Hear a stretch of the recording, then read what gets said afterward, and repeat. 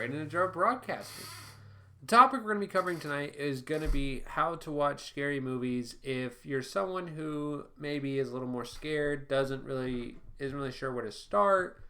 I feel like this is a problem that I deal with a lot in my friend group in particular, and then I feel like it's really just a great place to start this whole show, right? As a kid, I was really scared of horror movies. I hated them, as a matter of fact, even though my family loved them. My mom showed me Poltergeist a little maybe too early, but eventually I got over that. But for years I would not watch horror movies, and I grew up really in the prime phase of zombie craze that happened with things like The Walking Dead, World War Z, those types of movies, Zombieland. I hated those. I loved Walking Dead eventually for a while, but hated zombie movies for a long time, along with ghost movies, paranormal movies. I grew up watching things like Courage the Cowardly Dog and Goosebumps, though, and that was a good segue into watching horror, because those are two things that are sort of catered towards children, but that have enough horror elements in it that you can kind of see that as a whole when you watch new horror stuff. I often find, and what I recommend to people, is exposure therapy is going to be the best thing here. And I know it's rough trying to watch a horror movie if you're someone who's not really into it, right? I think the important thing is to find out what scares you the most. I think that finding out what about horror bothers you. Is it the gore? Is it something in particular? Is it some sort of religious stuff? Is it anything that deals with ghosts or zombies or home invasions? I know personally, for me, it's ghosts.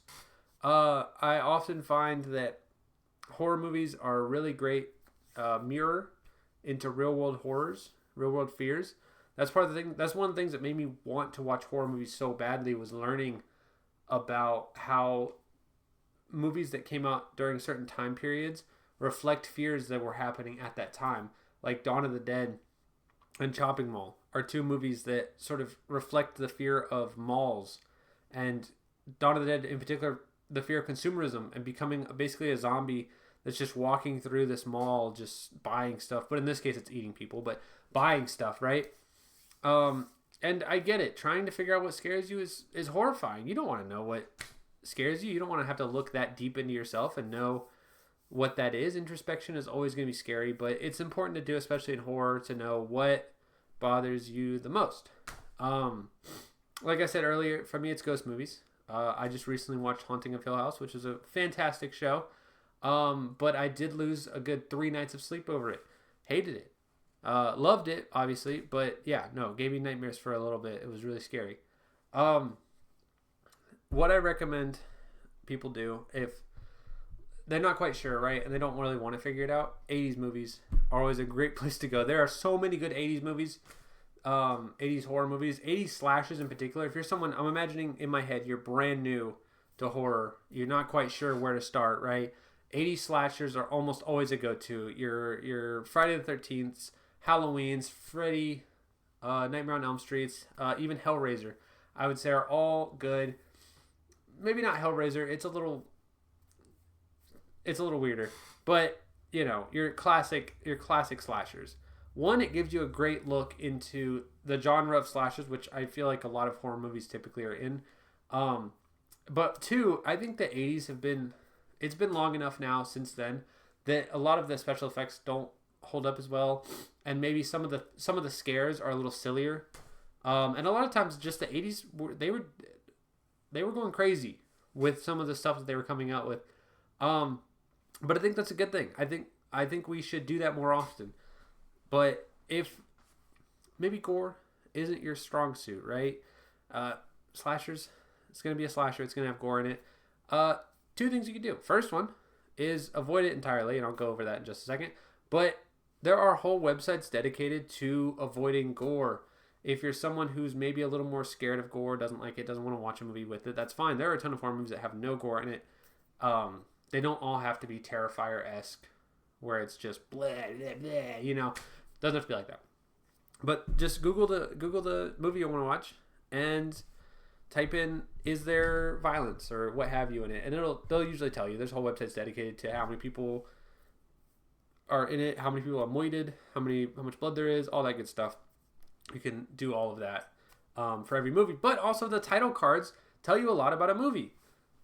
Typically, if movies have red title cards, they're gonna have blood or gore or cannibalism. Cannibalism movies love the red title cards.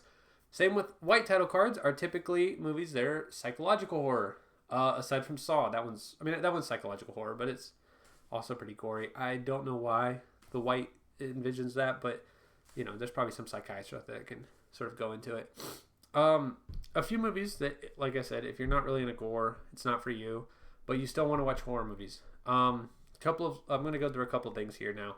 Jordan Peele is a fantastic director. He directs things like Nope, Us, and Get Out, and then I think he just had a new movie called Him. All those are great examples of movies I think most people can watch.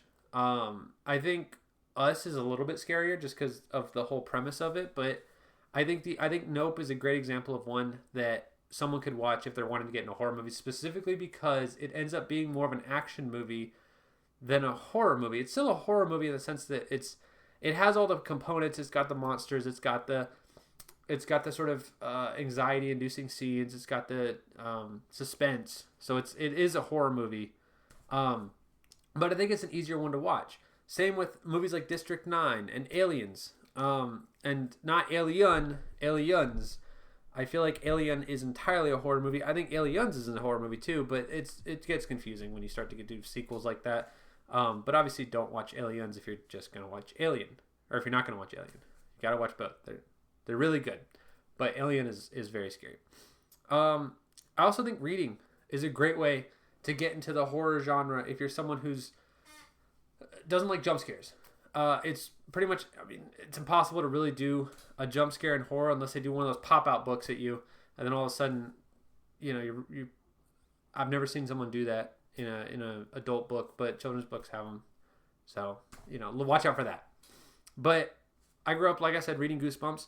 And then the next book that I read was Night Shift by Stephen King. It's an anthology series that sort of goes through different stories that aren't really related at all.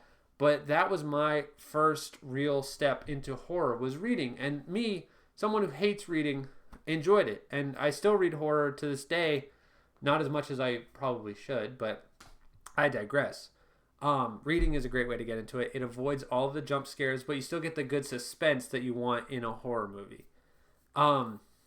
If you're not into reading, gore's not your thing, and you don't want something quite like Nope, quite like those movies, I think movies that are funny are also a great example.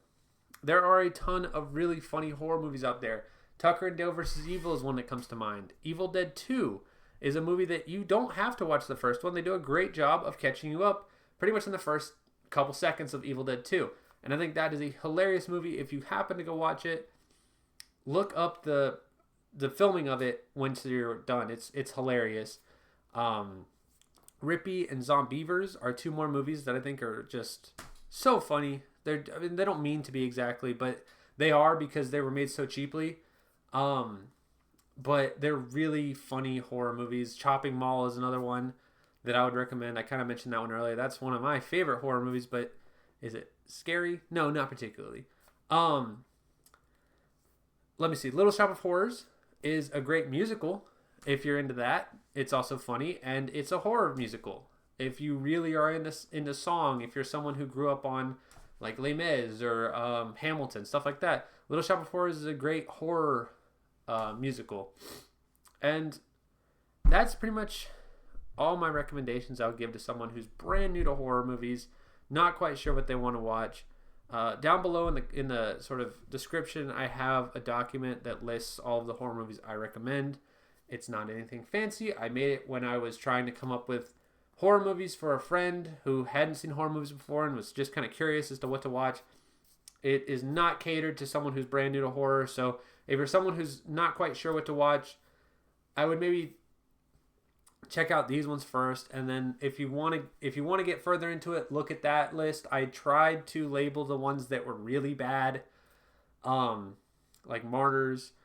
in parentheses I'd put like explicit or something like that, to make it more obvious that it's bad. And not something I would recommend anyone watch without knowing what they're getting into.